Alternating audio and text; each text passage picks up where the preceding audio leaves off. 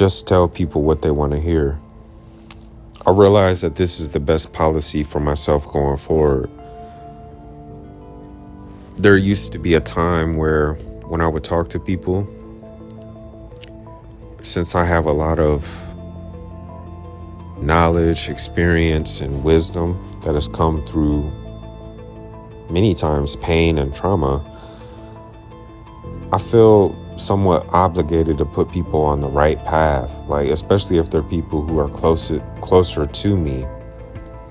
Should we have a discussion where they maybe are not as well versed, or maybe there's some insight that I just have already, which would help them to have a more accurate perspective or see things differently.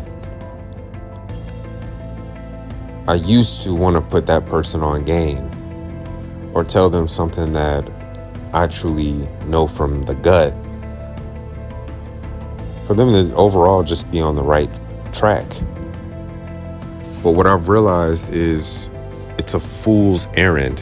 It's an exercise in futility, and for the most part, all you will do is have to prove your point to someone who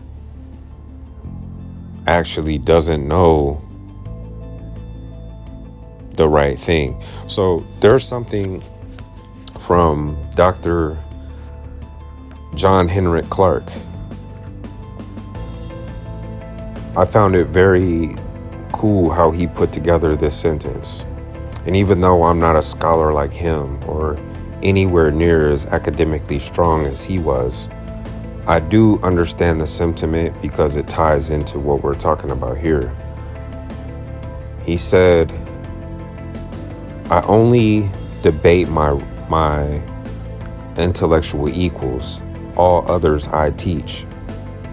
So if he talks about Black history after literally 50, 60 years of research in the topic, and there's someone who maybe disagrees with something he says, he will basically go silent and allow that person to have the floor. He doesn't have a rebuttal. He doesn't try to correct the other person. Only if he views that person as an equal will he even engage in some type of dialogue where they can stand on opposite ends of the spectrum and argue their points. Everyone else can either take what he has to say and use it to move forward, or they can deny what he says or disagree, but he will not have any energy that is wasted trying to flip that person's perspective or to bring them on board with a different way of thinking. And that's what I realized is a very powerful and strategic move, especially if you're a person who has a lot of depth. If you've experienced many things and you have more of a broad perspective on life as a whole, it would really behoove you to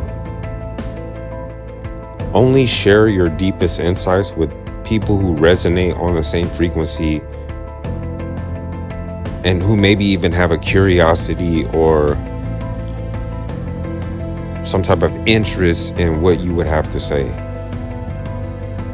Other than that, just tell people what they want to hear. That's something that I have been doing lately, and it's just, even though it feels like I'm being manipulative, because I honestly want to tell people what I truly think. I don't like the idea of riding someone's wave, especially if I don't really see eye to eye with them. But I noticed that it just saves a lot of heartache to give people the, yeah, you're right, or yeah, I understand what you mean, even if in my head I'm like, what? I don't agree with that at all. I just start to realize, why waste my energy? Why go back and forth? Why possibly say something that, even if it's right, even if someone pulls up the ChatGPT and wants to research it right now, it will prove that I'm right. But is it worth the headache? Because at the end of the day, no one wants to be proven wrong. Not even me. I don't like the feeling of being wrong and having someone correct me. I mean, I can take constructive criticism, but I like to avoid having to take it. Like, if I am just being honest. I'd rather do something right so I don't have to hear anyone's mouth. It reminds me of like when I was growing up in the home.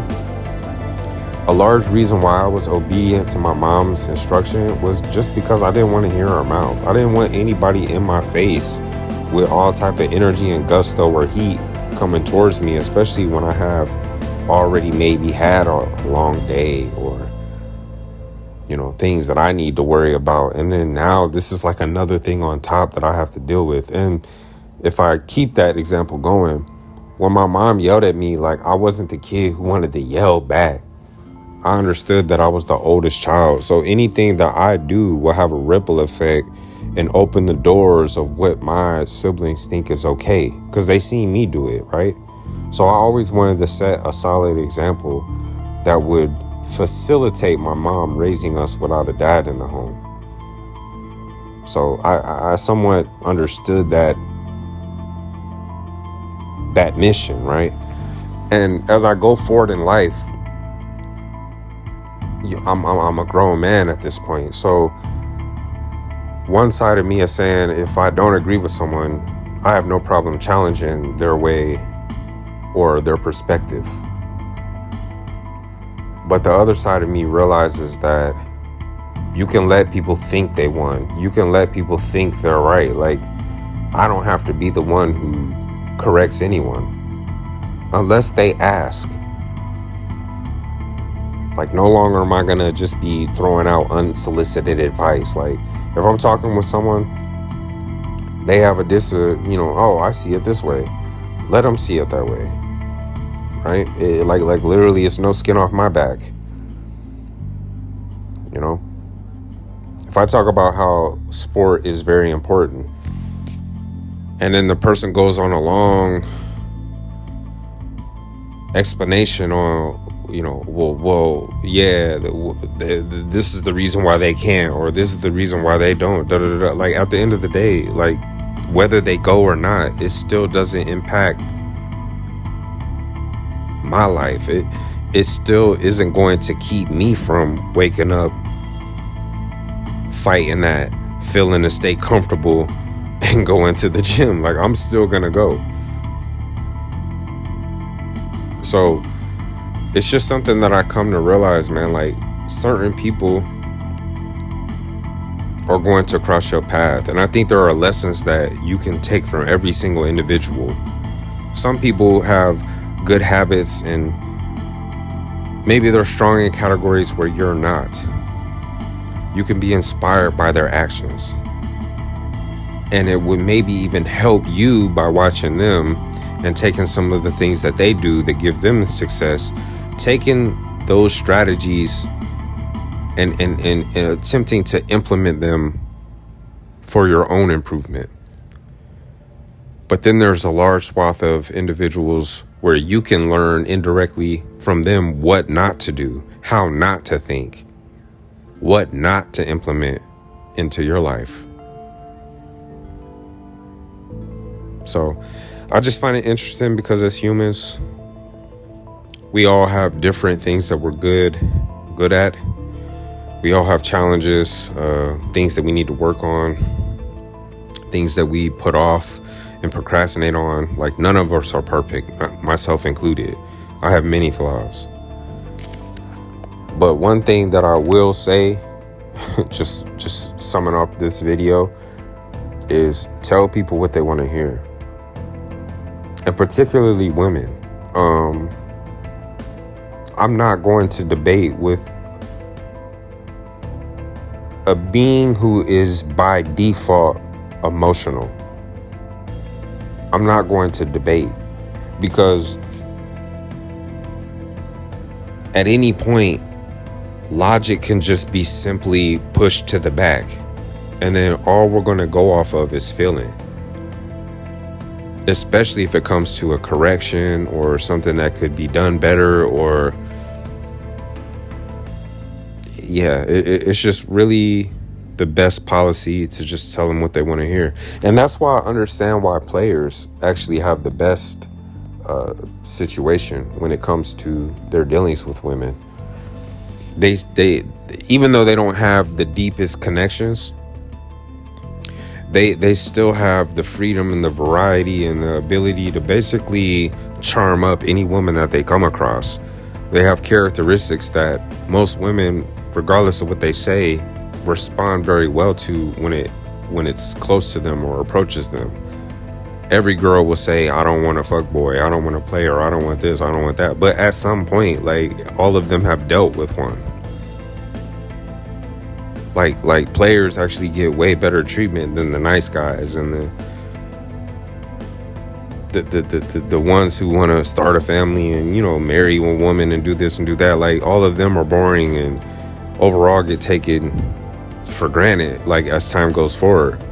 But players actually get the best treatment from women if you look. And one of the things that they do, literally, it needs to be studied how excellent they are at doing this, but they tell women what they want to hear.